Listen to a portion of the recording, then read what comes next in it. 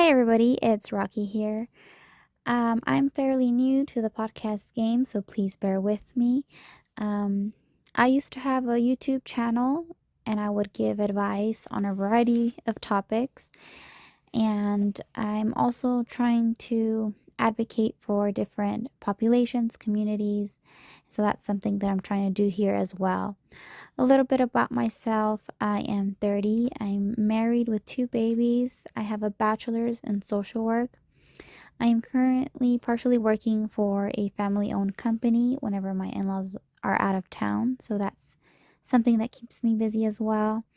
I'm also currently a part of a virtual cheerleading team, which this entails learning different dances, cheers, chants, occasionally jumps, um, through Zoom. We meet once a month. It's very flexible.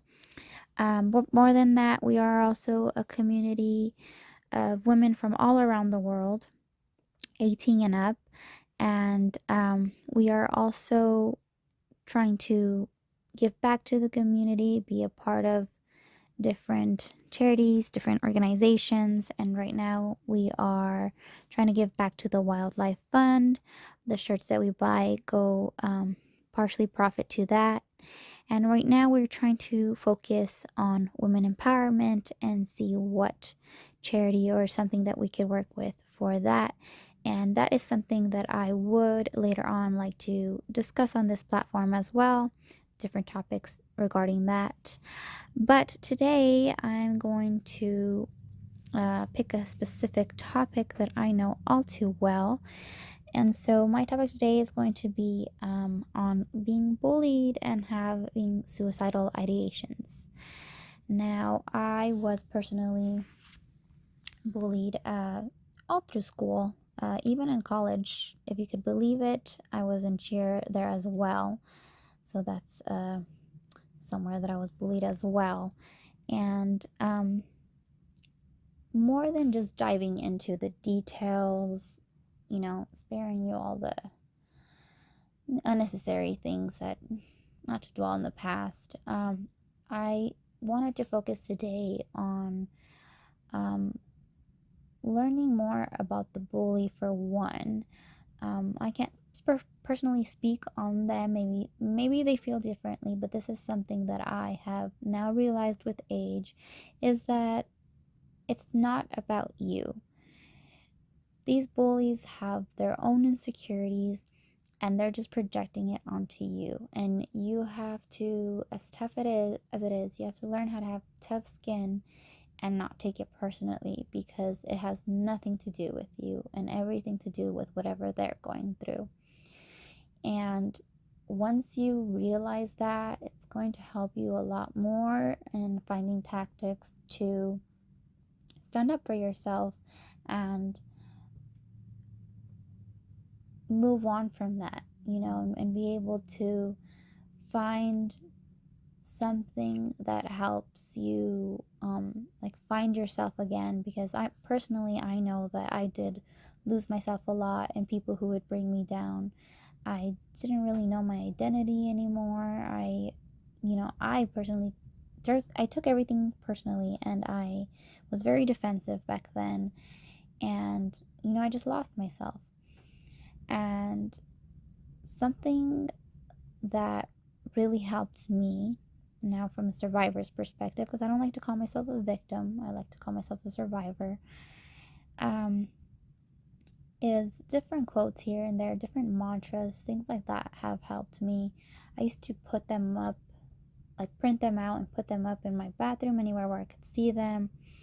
The biggest one that stuck with me was "This too shall pass."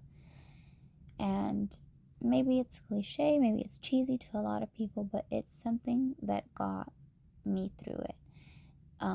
Realizing that no matter how big, it's gonna pass and you're gonna get through it. And it might take a while, it might take a lot of different things, but you will get through it. It will pass. And another thing that helped me was, well, first of all, I got a tattoo of a semicolon.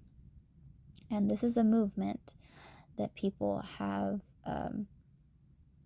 made it signify people who have, you know, been depressed or gone through suicidal ideations or had anxiety, any sort of anything like that.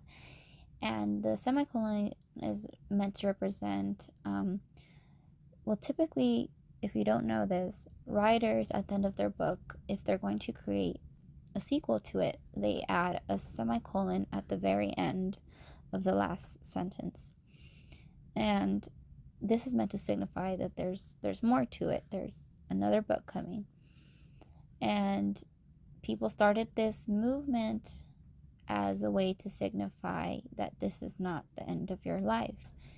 You will go forward. There's not just one book, there's many books to your life.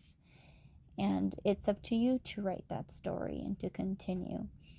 You know, and I know, like I said, I know it's easier said than done, but it can be done. And rather than, you know, just tell you, oh, I got from A to Z, I'm going to try my best to explain how I got to, because I know not a lot of people talk about this. A lot of people just say, oh, I was there, now I'm here, and that's it. But I'm going to try to navigate and try to explain how I got to this place where I feel like I've gotten past all that, if you will, trauma of things that made me personally, you know, have suicidal ideations and be really depressed and have anxiety.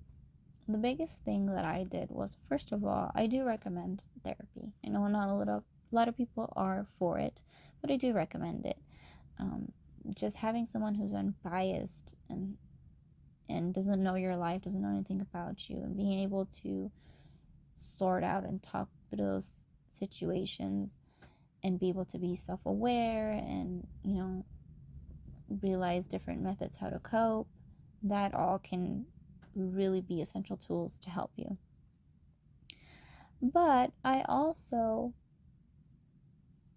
found different therapeutic hobbies / passions.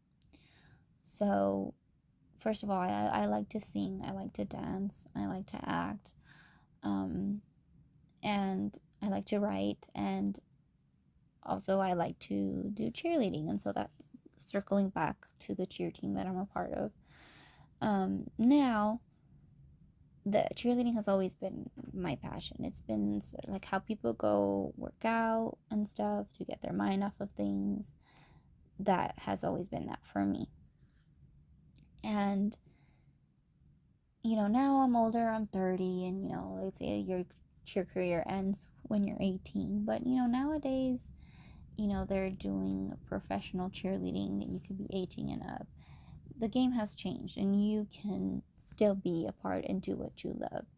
And I think a lot of people will tell you, oh, you're too old, it's too late to start. And I'm here to tell you it's not. And not just in a hobby, but you know, even say you already have kids and stuff, you could still go back to college. Say you already got a divorce, you could still later on get married again.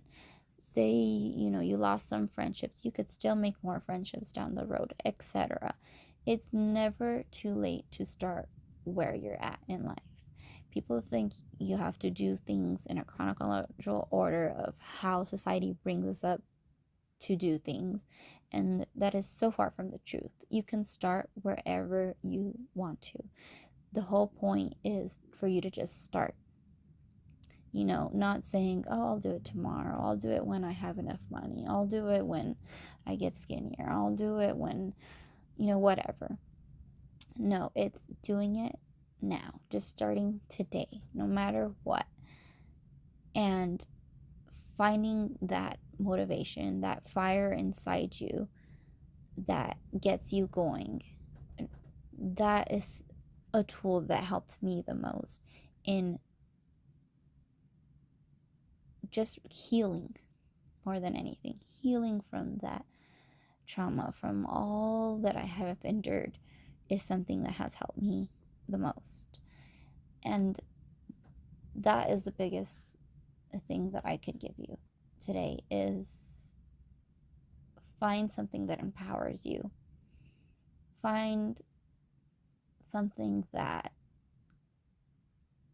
is your purpose. And I'm not talking about making money and getting the biggest job, and I'm talking about something that ignites that spark in you, that makes you shine, that makes you you. And that is something that is, I feel, helps people heal more than anything in life, is finding your purpose, finding that thing that drives you, you know? And like I said, it's never too late to start. Start where you're at. Start today. Even if it's something small, little steps, just start, you know? Something that I've also realized is that life is just a playground. And you know this as a kid, but as an adult, you tend to forget through everything that society requires us to do: work, school, kids, marriage, etc. And that's not to say that you shouldn't do these things, but also don't lose yourself in doing these things. Find yourself again, or rather, invent yourself again. Find joy in the little things. Stop to smell the flowers. Look at the positives rather than negatives. You know, even if things come to an end, they come to an end for a reason. So something greater can start in your life again.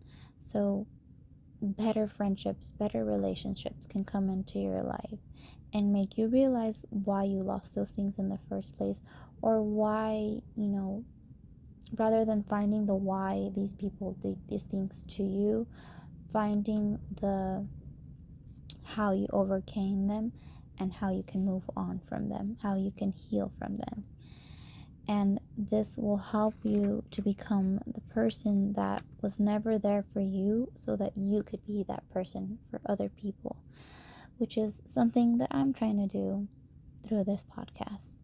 And with that being said, I'm going to close out. I hope you guys enjoyed this segment, this topic. It's just something personal that I have gone through, and I hope my words can somehow help even just one person. If you guys can think of any other topics that you're interested in me discussing, please feel free to reach out via my podcast. And yeah, so thank you very much for tuning in.